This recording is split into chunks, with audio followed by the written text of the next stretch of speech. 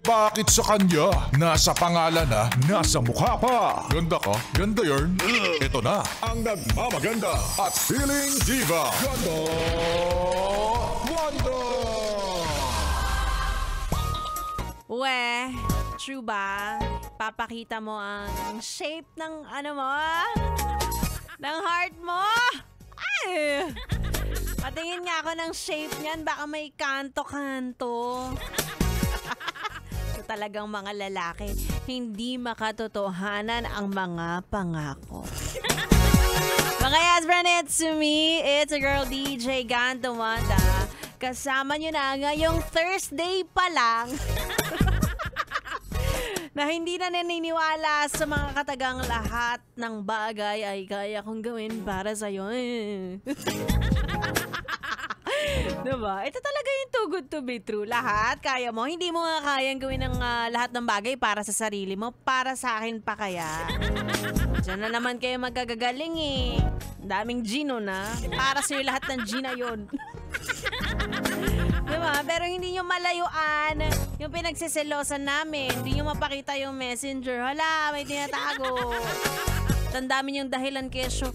Ay, wala lang, kaibigan ko lang yun. Diyos ko, kahit naman araw-araw kami magka-chat, di ako mahuhulog dyan kasi pangit yan eh.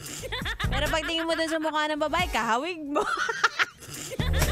Ay, nakakaloka. Diba? Hindi nyo ma-unfriend. Hindi ko alam kung bakit hindi nyo kaya ma-unfriend. Tapos hindi nyo naman nakakausap. Diba? Ano yun? Gusto nyo nakikita yung mga post? Yung mga bikini post? Ganon?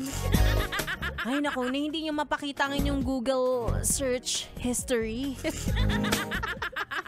Ay, naku, nakakaloka. Well, anyway, ay, baka naman talaga sa ibang lalaki, wala lang talaga sa kanila. At pride nila yun na parang, bakit kita susundin?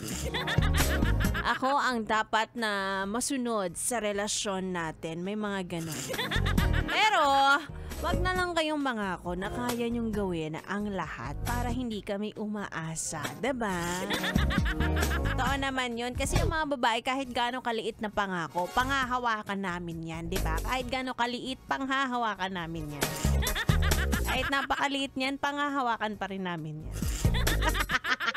Diba? Kakapitan at kakapitan namin yan. At bilang kayo yung nanligaw, kayo yung gustong pumasok sa buhay namin. Siyempre, lahat ng pangako, ililista po namin yan.